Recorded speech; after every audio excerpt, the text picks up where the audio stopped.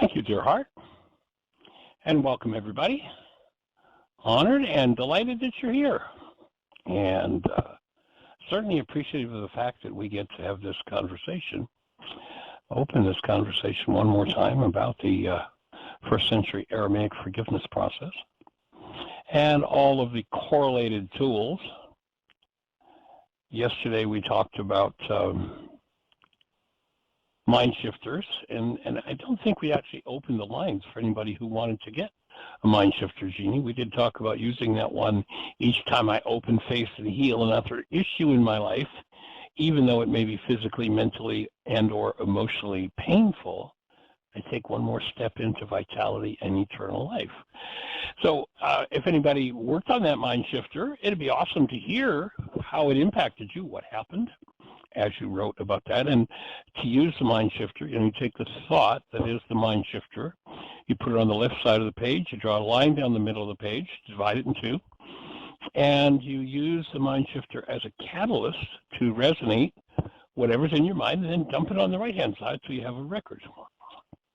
And so that's the focal point of a MindShifter. And so if you'd like to get a MindShifter, specifically related to the sheet we were talking about yesterday, we'll ask you to get it out. And again, you pick two numbers, one from the grouping 1 to 3. First number that pops into your head from 1 to 3, and then a second number from 1 to 13.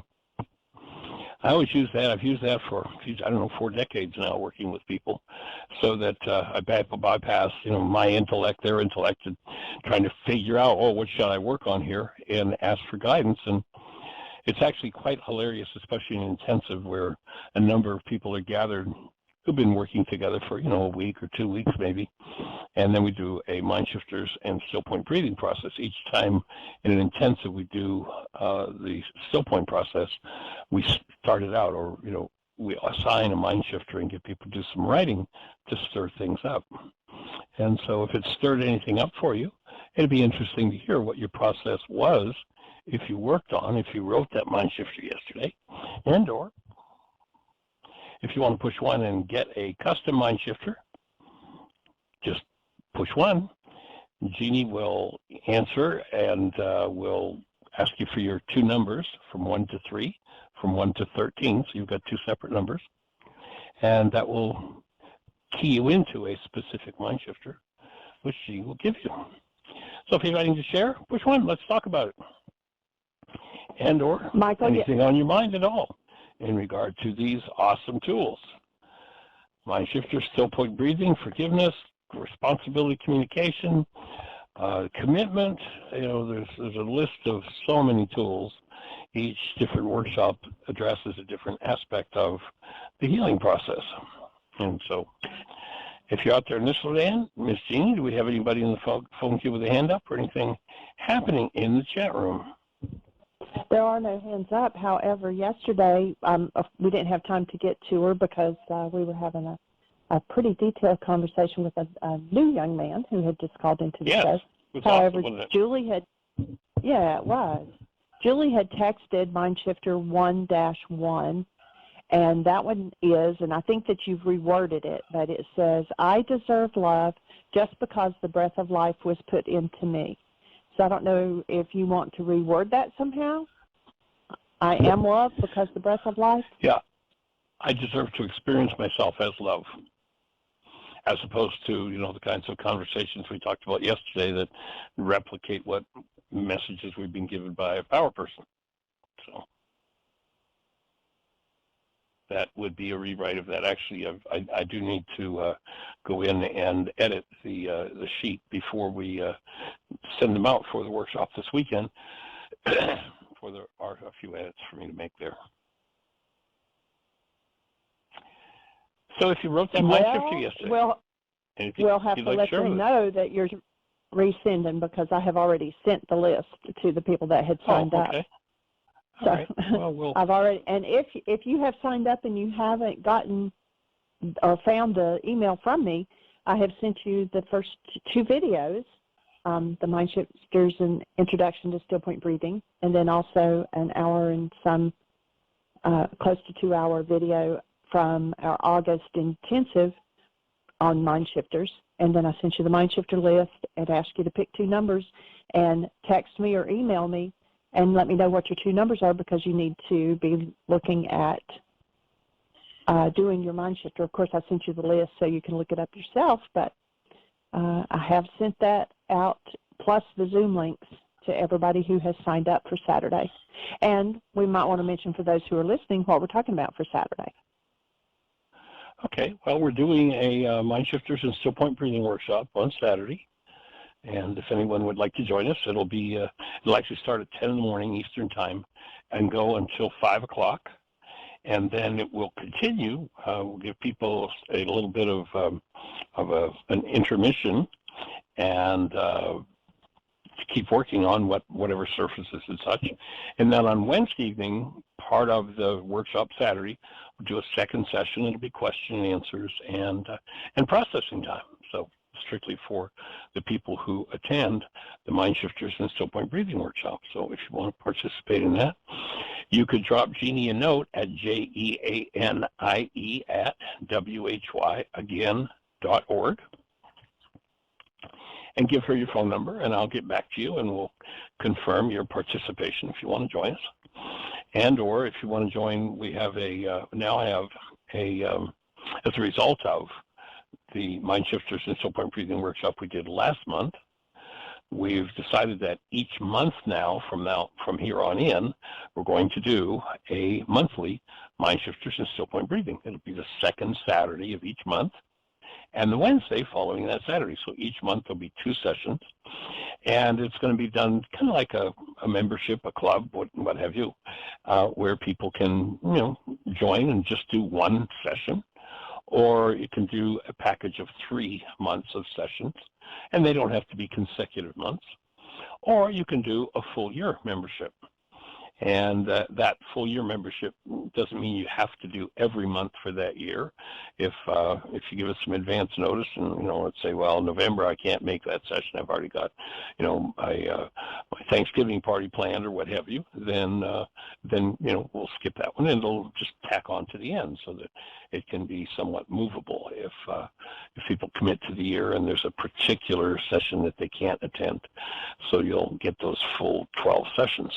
And so if you want to join us, and cost-wise, if you're doing 1 session, and this includes 2 videos on the MindShifters workshop, actually the one from our catalog that as a DVD we used to sell for $40 will be included in that, and a video from the intensive on the MindShifter topic. So it'll be MindShifters, an introduction to StillPoint Breathing, and then the MindShifters process from one of the intensives. So those 2 videos will be included, and you'll receive, after the workshop, it'll be done on Zoom online, you'll receive a permanent link to the video of that workshop that particular day. So you can always go back and review what happened and tap in and look at the instructions that were given and all of that sort of thing. As well as, so there'll be a total of 4 videos included in that session, the Wednesday evening follow-up. So all of that's included, and the cost, if you're doing just 1 week, is $150, includes all 4 videos. If you want to do a 3-month package, you want to sign up for 3 months, and you can place those. You can do one this month and wait 2 months and do another one, wait 3 months and do another one, whatever. Then the cost for the 3 months is $300 instead of $450. No, and it's $370. Michael, it's $375. Oh, excuse me. You got me. Pardon me. I don't have the sheet in front of me. And then the yearly membership is $1,200, and if it's paid in advance, then it's $900. So we're going to deduct $300 off of that. So $75 a month for a year, and you're part of an ongoing educational process, particularly geared, although I'm sure that won't be the only thing we'll address, but particularly geared to how to utilize the StillPoint breathing process and becoming really well acquainted with the MindShifters process. So that'll be a full year educational process if anybody wants to play. Drop Jeannie a note at JEANIE at whyagain.org. And or if you've got my number, you're certainly welcome to text me or call me. We'll have a conversation about it and get you set up to come play. Some long-term students of the work are participating, and the things that open up when you get the hem of the garment. We were talking about the hem of the garment principle the other day, working together in a community setting like that toward the same goal. The things that happen are quite monumental, quite profound. So, and Jeannie, the mind shifter that Julie happened to pick yesterday actually fits perfectly with our reading for today, which is from page 123 in the book, Why Is This Happening to Me Again? If you're new to the show, we're working our way through my book a few paragraphs at a time. And if you want to follow along, unfortunately, the book's out of print, but you can go to Amazon or eBay, and they have lots of used copies for sale, usually pretty inexpensively, almost embarrassingly inexpensive. And then we've also, if you want to go to our website, you can download the book free, actually in English and German and Russian and Spanish and Farsi and Danish, and I'm not even sure what other languages. There is a Swedish copy of the book, but the Swedish publisher didn't want to put the book online free, so they wouldn't let us do that. Unfortunately, we've been efforting getting the copyright back. It was supposed to default back to us, and we've been having some difficulties. The company seems to have, that published it originally, seems to have disappeared, and so we've had some challenges in being able to get that, because we'd like to take it and put it online, so it's also available free. In any event, that's kind of a taste of what's happening. And in the book, on page 123, we're about the middle of the page. We've been talking to Richard about love and the direct experience of love. And he's been asking for a definition of love. And I reply to him, I don't have one. But I do know a way to experience it, or what will tell you when love is present. Well, Richard says, what are the signals that tell you love is present? First, the mind that holds the condition of love, in the ancient Aramaic, perfect love, is peaceful and patient in all circumstances. This mind takes responsibility for any disturbance it has, and therefore heals itself quickly and creates a space of healing for others. Additional fruit of the mind of love includes its tenderness, compassion, and gentleness. So when a mind is present, when love is present in a mind, there's going to be that state of serenity, tenderness, compassion, gentleness. A mind that proclaims it punishes and brandishes fear in the name of love is either deceiving or is a deceived mind. No such fruit possible from love. We hear people talking about, this overwhelmingly powerful being called love that created an insanely threatening place for us to burn and suffer. And that's just part of the fear-based mind's misunderstanding of the original language and the original meaning of the words in the Aramaic scriptures. If you go to the word hell in Aramaic, it's actually the Gehenna, the fiery place. It was basically a dump outside of the city of Jerusalem. I understand that today the Gehenna is actually a place of very high-end condos now. The dump is gone, and it's now valuable property. But, basically it was the fiery place, the Gehenna. It was the garbage dump. It was where, if people didn't have the funding to be properly buried, they took their bodies to the Gehenna to be burned. And it was where garbage was dumped. It was smelly, it was nasty, it was hellfire and brimstone, and they used that as a threat with little kids you don't be good, I'll take you to the Gehenna. And it worked pretty well, so they created one for big people. But if you think a mind called love is capable of that, well, then you haven't experienced a mind called love. It just is not in your ken, I guess. And it's time for that experience.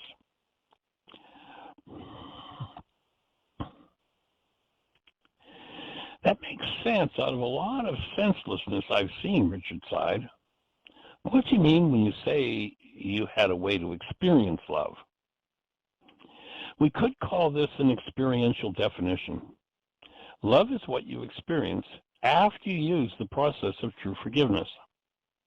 It is what is left when the mind's realities get out of the way. Now, if I tell you that, and you believe it, we'll have another belief system in the world, another belief system that people will fight over and defend. If you use the tools and have a personally experienced, is there anything to fight over? No. Only the insecure who don't know what love is have to force and fight over their BS, their belief systems. Only the insecure need to have everyone believe the same way they do so their beliefs will not be challenged. Key thought here, an experiential definition of love, what you experienced just after true forgiveness. Richard, each of us was created in and as a state of love, and that's such an important thought. You were created in and as a state of love, and we deserve to experience that state 24 hours a day, 7 days a week. If we're not experiencing it, something is out of place. When we withhold love from another, it is we who suffer from the withdrawal of that love. It is we who experience the lack of love. Remember what you knew as a child about the way the world was supposed to operate? My function in the world is to deliver tools to people and point them toward the result possible with the use of the tools. My goal is to inspire you to use the tools and then arrive at your own conclusions about life. Of course, I think when the evidence is in, this work will prove itself correct. But the world does not need another belief system. It needs the experience of love. So you remember back in our reading earlier as we talked to Richard about this, Richard was kind of lost in this state where one moment he'd have clarity and he'd feel connected, and the next moment he'd be in confusion. And we pointed out that the tools, as you use them, will uncover the confusion that needs to be healed. So if you take a moment and just allow yourself to close your eyes for a minute, take a deep breath, and remember a moment, or allow yourself to imagine a moment where you are holding a newborn child. So just take a moment, breathe, let your mind go. And if you don't have the experience of holding a newborn, let me loan you mine. Actually, let me loan you two. I have two children. I had the privilege of getting to catch them myself as they were born. And I can remember the overwhelming intensity of the experience when my firstborn came out. It was actually brought some significant fear up in me. And it's something that I've worked on and had to process through. But then it moved into the space of holding such a precious presence. And I can remember the moment of doing that and thinking to myself, if somebody doesn't do something, and in this context, my thinking was something about the state of the world. There's not going to be a place for this precious little one to grow up. And that's the thought as that went through my head is what inspired me to commit to doing this work on a whole new level, making it available to every mind, heart, and being on the planet. And then the second experience, as my daughter was born, her head delivered. And, you know, they tell you that a child can't focus their eyes, a newborn, for the first several days. My daughter opened her eyes and laser looked me right square in the eye, and she grinned during her birth. And I'll tell you that sent me literally into that direct experience of love in a way I had only, what should I say, very briefly tasted previous to that point. Actually, the weekend she was born, we had I lived in Atlanta at that point. We had a classroom in our home, and it was a weekend. I did weekend workshops, and I had a weekend set up for Friday night, Saturday, and Sunday. And along about 2:40 in the afternoon, realized that my wife was in labor. And I had a class starting at 7. There was one person I remember coming from Miami, and that was before cell phones. That was 40 years ago now. And so couldn't call and say, hey, we're canceling the class. The labor, once we realized she was actually in full labor, the baby was born within an hour. 4:40 was her birth time. And at 7 o'clock, 10-pound Krista Joy, we actually hadn't named her until in the process of the birth, and it just became really clear, and she informed us what her name was. So, 4:40 she's born, and 2 hours and 20 minutes later, I've got her on one arm and I'm answering the door as people are coming in to do the class, and they're like, no, she wasn't just born 2.5 hours ago. It's like, yes, she was. And I went down to the classroom, started to teach, and here's the impact that presence of love had on me is I could not think a thought. You've heard me say many times, the real need that we have in healing is to be out of our minds, is to free ourselves from the grip of the perceptual constructs of our minds. Well, I was out of my mind. I could not think a thought with what I called my mind. And the teaching that I did, I actually, after the first few minutes, I don't remember exactly, but the first few minutes of that class, I stopped the class, I excused myself, I went up and got a tape recorder and recorded the rest of it. I lament that I have no idea where that recording is today, but I had to record it because I couldn't think a thought. The only way I've been able to describe what being in that experience of the pure presence of love, and my take is that her being so conscious and the transfer of energy, the resonance between she and I, when she opened her eyes and looked at me, opened that state of love full blown inside of me. And I had no mind. I had no mental function. That's a taste of what love is. And I could start coming up with a list of descriptors, the joy, the excitement, the sweetness, the beauty, endless. So what is love? The experiential definition comes when you go back to the moment where you first held a newborn. Now, in our Why is this happening to me again? Workshop, which many of you have been in. You've been there when Jeannie or I asked the question. Take a moment. Have you ever held a newborn? If so, go back and remember holding that newborn once again and tap into the essence of the newborn. Everybody's description of that newborn, the words they use to speak about it, is some variation on the theme of love.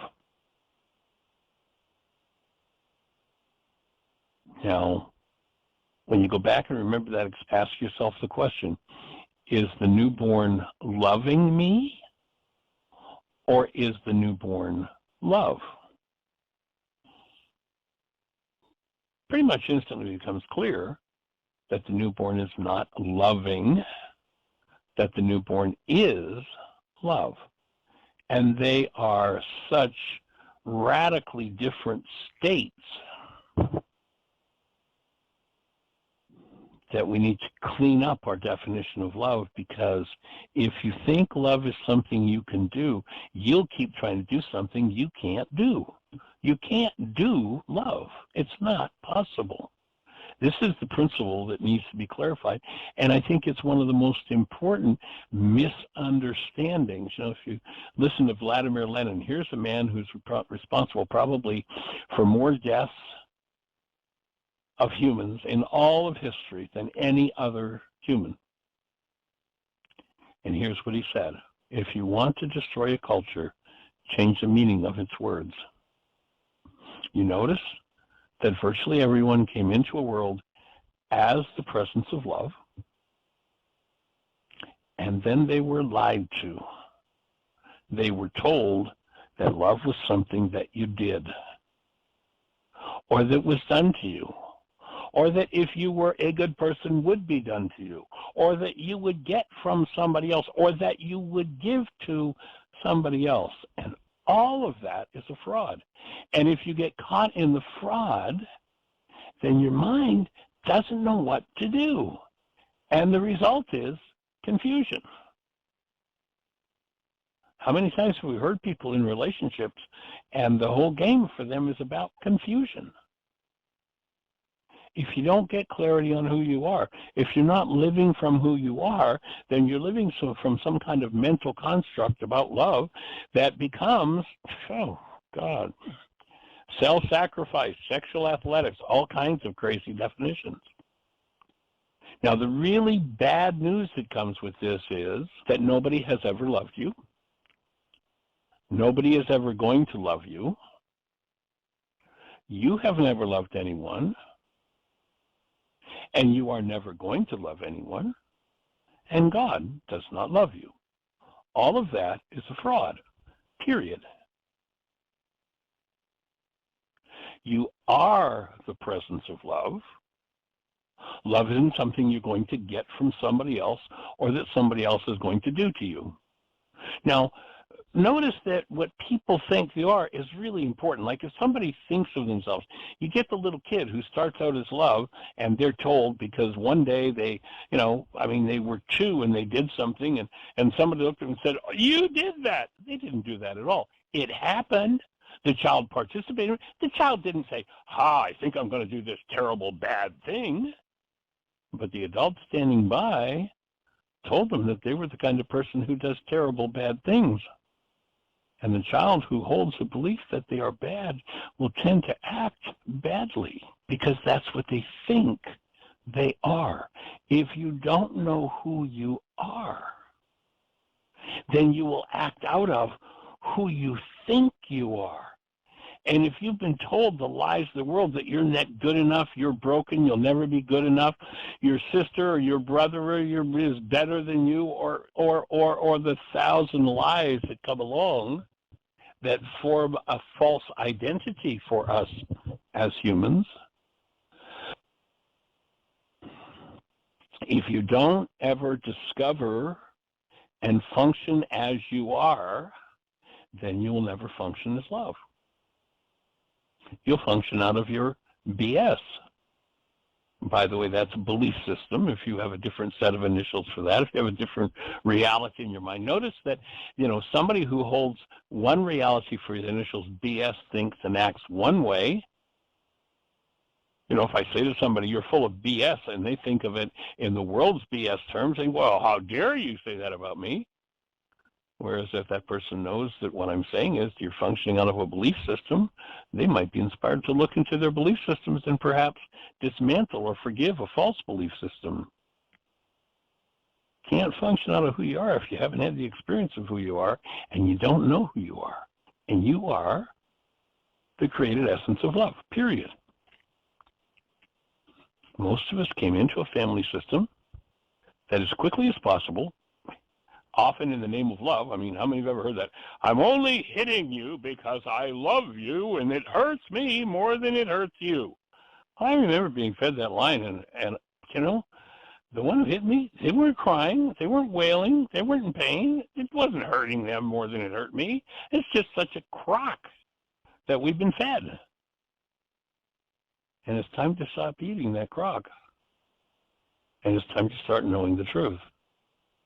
You and I and every human being, yes, even the person who you call the enemy, is literally made of the energy called love. That's their substance. They were made in the image and likeness of a creator called love, and that's who they are. And they won't function out of that until they know that. If they have a mental construct that there's something less, there's something worse, there's something broken, there's something wrong with them, then they'll function as someone worse, broken, and something's wrong with them. Until that idea is confronted, that lie is forgiven. So people are brought into the world, they have the experience of love knocked out of them, sometimes with a fist, unfortunately, and then they're told, they're sent out into the world with a command that says, now go find somebody to love you. Or go find somebody to love. And the command is false. It's a lie.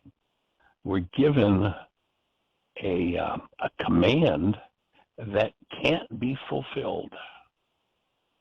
That person will never experience until they correct their minds. Remember, Paul talks about be transformed by the renewing of your mind. Until they correct their minds, they won't be able to find themselves as love, won't be able to experience themselves. And trying to function out of those insane power person messages, unconsciously motivated by them, leads to such trauma, such insanity, that it's beyond belief. So our purpose in being here is, one, to learn ourselves to be the state of conscious, active, present love, to extend the energetic experience of that state to others. And when I'm talking about others, at this moment, I'm talking about you. And it doesn't matter where you are. On the level where energy moves or radiates from the truth of who we are as love, all matter is transparent. And so it doesn't matter if you're in Australia, Bob, holding you in our hearts if you're with us today. If you're in Sweden, Peter, holding you in our hearts if you're with us. Thipia, if you're there in Thailand.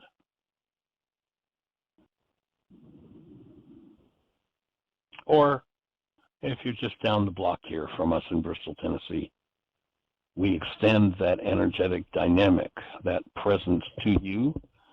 And here's what we know, is that each individual who realizes who they are and chooses out of love, by doing so, sets up a literal high energy wave, an actual energy field that, and you remember yesterday we were talking about resonance, that through resonance resonates the state of being in anyone they touch or think of.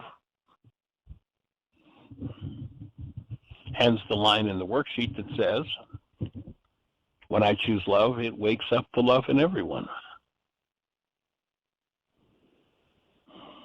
And when you realize that's who you are, you begin to free yourself from the grip of the physiologically implanted, reinforced by pain and trauma, ideas about yourself that are false.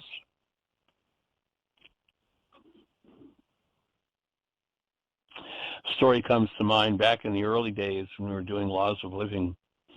My partner, Dan McDougall, bless him, he's now passed. It was he and I that together created the course called Laws of Living. He had actually created it for the prison system, a thing called Emotional Maturity Instruction. I was doing a thing called Lessons in Living. We put our work together. We had been traveling parallel paths with the Aramaic. We put our work together and created Laws of Living. And I remember Dan, he did a lot of his work. He was an attorney.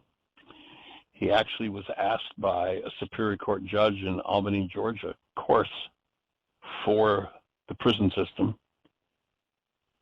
Emotional maturity instruction is what he created. And he was working actually in the federal penitentiary in Atlanta. Judge Kelly had previously been in charge of the prison systems throughout the whole state of Georgia. Kelly was an amazing, as close to a saint as you could imagine. Kelly, as a judge, sentenced, God only knows how many people to eons and eons and eons of time in prisons. But it was interesting, Judge Kelly, functioning as love, from love, never punished one person. He never in an angry time. Georgia's, there's a lot of backwoods Georgia going on. You go down to Albany, it's some pretty rough stuff there. And he had some heinous criminals come before him. But he would hold the space and be the space of love for them. And he would say, when he was sent to, seem like some heinous crime, and he would say to this person, I love you like a brother, sister, but you're not safe in the community, and the community has built a building with bars around it to isolate you from the community. And they asked me to decide who's safe in the community and who isn't, and you're not. So I'm going to sentence you to life behind bars. And I hold that space of love for you. I hold that you experience yourself as who you are, and I'll even sentence you to Laws of Living. One day in the federal penitentiary in Atlanta, one day, actually this was over a period of months, he went into the penitentiary and the word got around as to what he was doing, and there were some people who really didn't like what he was doing, teaching people about the truth and how to experience themselves and function as love. And someone in the prison system put a hit out on him. There was one guy who had come to Laws of Living who was in there for life. And I don't remember now exactly how many, but while he was in prison, he murdered several more times, 3 or 4 times, after being put in prison for life, federal pen, in Atlanta. And he did Laws of Living, and he really saw what Dan was doing. And he woke up as love. And there was actually a contract put out on Dan, and this guy protected him and saved his life, or he'd have been killed in the prison. The guy who confessed that he just liked to murder people. Literally, that's what put him in the penitentiary in the first place. And as I say, he committed several other murders in the years that he was in there. And I guess, kind of if you're in there for life, what can they do to you? Give you a life sentence? I don't know. But anyway, he became Dan's protector. He stood between he and more than one person who was trying to execute a contract on Dan and kill him. What's possible? The truth is, each and every one of us is the substance and the presence of love if we wake up to who we are. And each one of us that chooses that, by choosing it, wakes up, resonates, sets up an energy field that at least begins the awakening process for love in others, for the truth of who they are. And in the process, you simply throw off everything to do with hate and fear and pain inflicted and abuse and degradation and sexual assault and whatever's happened. You literally begin to remove those energetic patterns. You begin to forgive those patterns that are so deeply physiologically ingrained, because in an individual's bloodline that experiences that kind of assault, it's been going on most likely for generations. Remember that story in the scriptures about the Jews wandering in the desert for 40 years? Do you really think that a group of people who understood astronomy as they did could possibly be lost in a 35 square mile area for 40 years? Hello?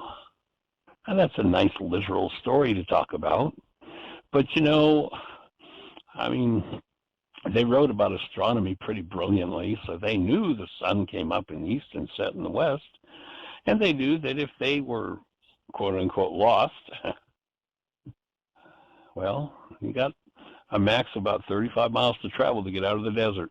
You get up in the morning, you follow the sun. You get up the next morning, you follow the sun, and you follow the sun, and you follow the sun. How long can you be lost going in a straight line for 35 miles? It's a code word for the unconscious. It wasn't about a hot, sandy place.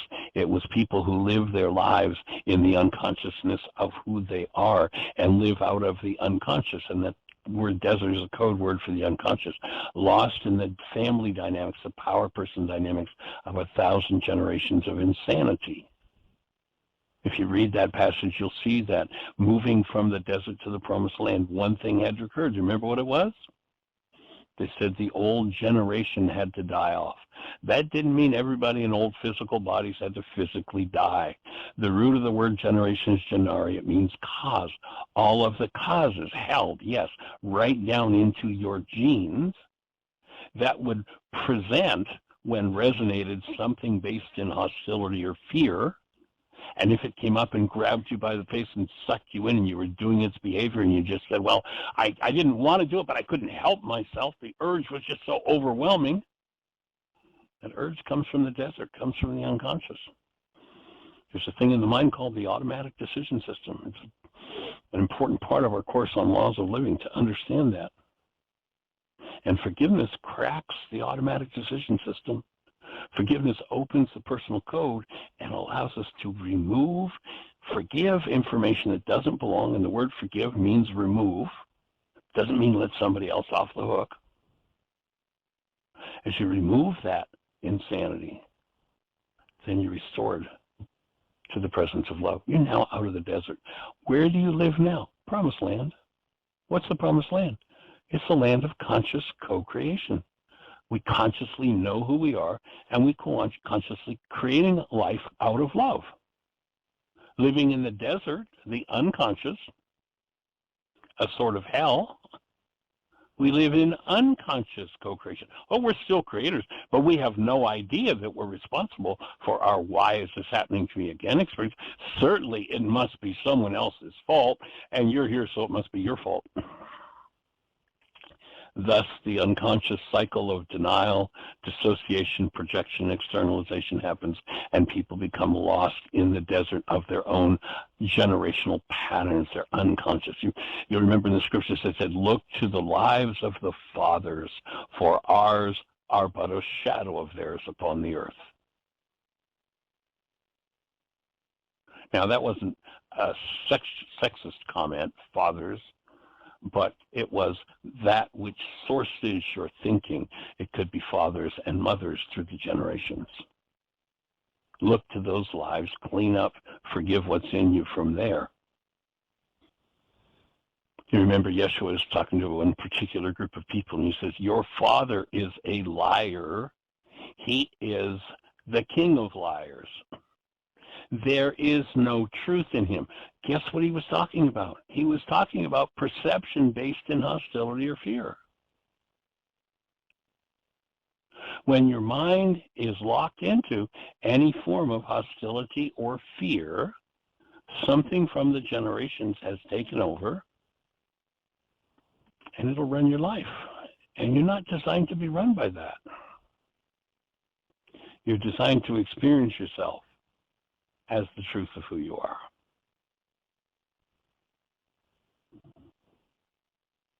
And the MindShifter tool is designed to resonate those things that we've dissociated from, we've locked away in the lockbox of the unconscious, and therefore, whenever it steps in and functions, it functions unconsciously. We don't even know what's going on. Somebody says, well, did you hear what you just said? And people say, well, I didn't say that. Like, excuse me, there were 10 of us, all 10. What did he just say? He said that. No, I didn't say that. Unconscious, triggered words right out of the mouth. And people swear, I never said those words. Oh, excuse me, we've got a recording here. Oh, yeah, well, yeah, I heard the recording, but I didn't say it. It's like, excuse me? That's how the unconscious works. Forgiveness is a way to clean up the unconscious. MindShifter is a tool for getting those things that are hidden away, that we've subverted so deeply that we don't see them, getting to resonate again.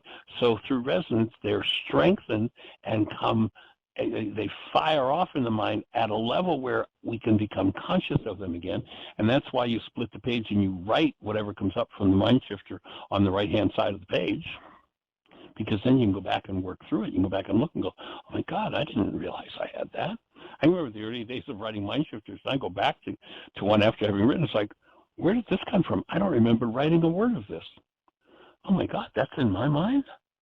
Yeah, that's it. It's called the desert. It's called the unconscious. Most people live there at least the first 40 years of their lives.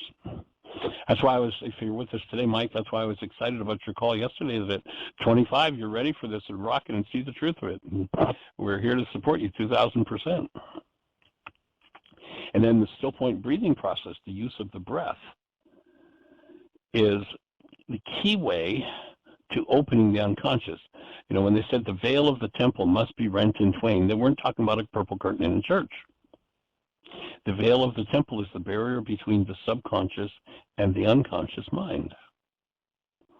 Remember when you've seen me draw on the board and I draw a stick man, and then I draw a dotted line, and then I draw in the head, and then below that I draw a line, and there's just one little opening in it? That's the veil. That's the barrier of the temple. The barrier between the conscious and the subconscious mind it's a fenestrated barrier, but the conscious and subconscious are continuously exchanging places all the time.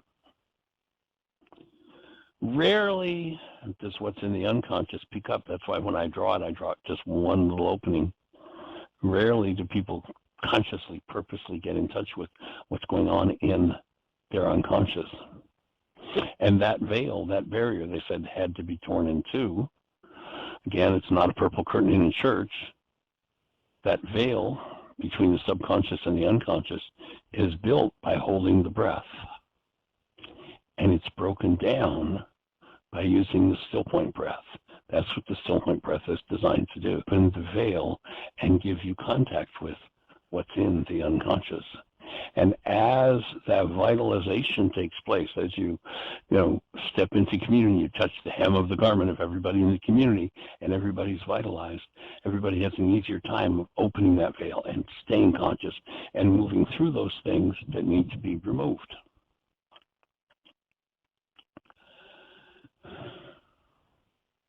And then you get to taste yourself as love.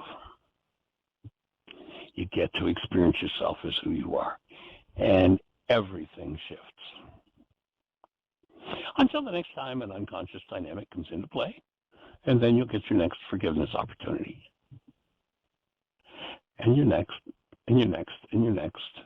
And if you're the early adopter, if you're one who's grabbed hold of these tools, and you can't look back and say mom or dad or sister or brother or aunt or uncle or cousin or whatever. You can't think of anybody else that could even think about entertaining the conversation. Being the early adopter, you've taken on a big chunk to bite, a big chunk to chew. And we're here to assist you in developing your masseter muscle. The masseter is the one there that controls your jaw. That big muscle when you clench your jaw, the one where a lot of people use to hold back and shut down and keep the unconscious closed when they clench their jaws. We're here to soften and open that. Breathe through it. And the breath opens the veil. And if you're lucky in the process, you move into StillPoint, and then StillPoint is the place where you've opened that veil and you move energy in high speed, fast forward, removing what never belonged in you or in your bloodline, in your generations. The Native Americans were brilliant. They understood healing. Whenever the Native Americans, you've perhaps heard it if you've gone into a sweat lodge with them or into a healing ceremony, they'll use the words mitakuyasan. It means for all my relations, doing this just for me. We're doing this for all our relations. And who are all of our relations? Well, Einstein says this: if you think you're separate or separated from the rest of humanity, you are living in an optical delusion.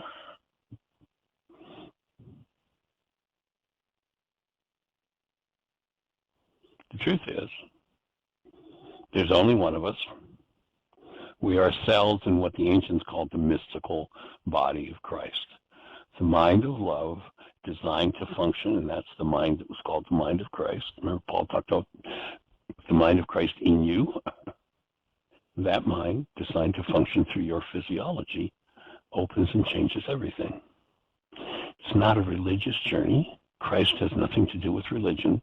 The word Christ there, that mind of Christ, is the mind of love in you. Literally, you are, and you have as your birthright the right and the capacity to live out of the mind of love. That's all. Because it's what you are.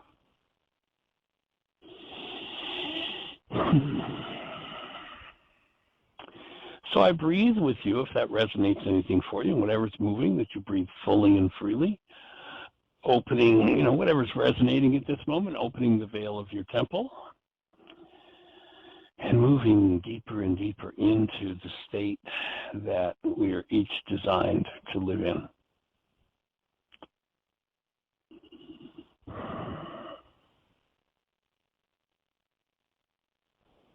I'm just going to invite you to take a couple of deep breaths with me.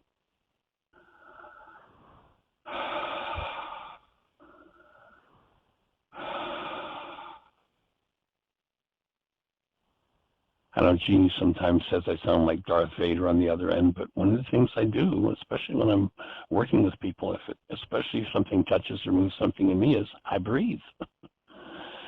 So if I sound like Darth, it's really about me just opening my veil. So I breathe with you, invite you to breathe with me. Allow yourself to close your eyes and look inside and see the presence of love that is there. Experience the truth about who you are. And if you look with your inner eye, it may show up as a light, literally in each cell. And as you breathe, look at the light in each cell as it expands and reaches out beyond its own borders, the cellular borders, to the other cells that seem to be separate but are really part of one body. When you realize there are trillions of cells that make up what you call your body, there's obviously just one you, but there are trillions of individuated components. In the same way, there are, they're telling us now, about 8 billion people on the planet. Each seemingly separate, but not separate, only individuated.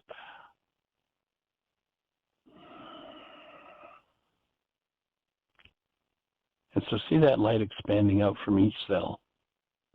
And as it touches the light from the cell nearest it, watch that joining and that expanding of that light. Notice where there are any blocks in your breathing, if there are any, and let yourself breathe into that.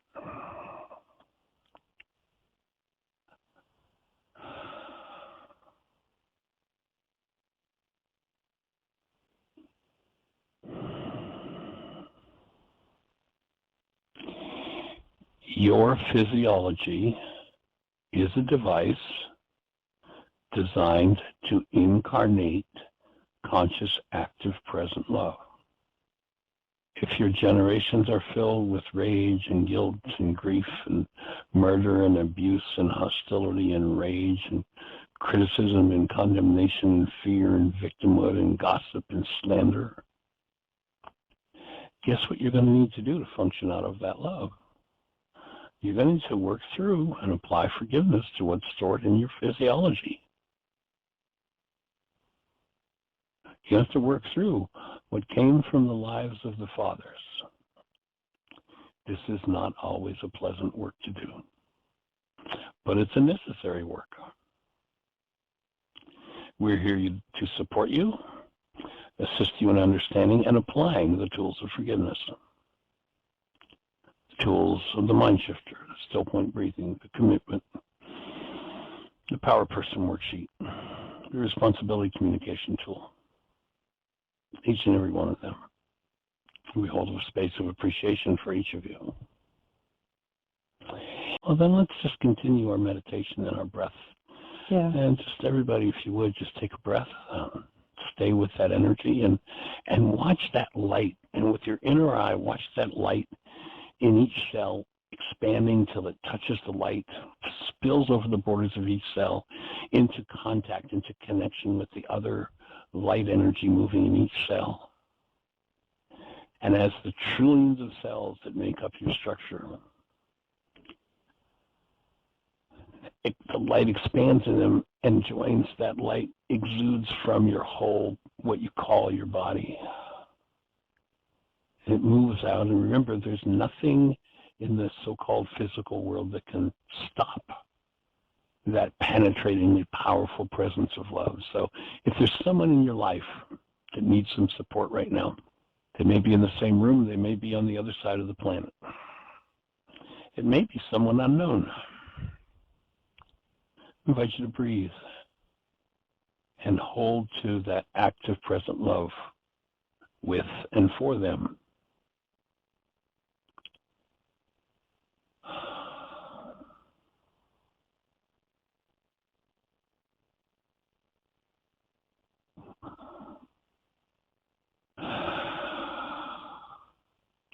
The truth about you is that you are blessed and you are the actual created essence of the Creator's love, designed to come in and inhabit this world consciously as love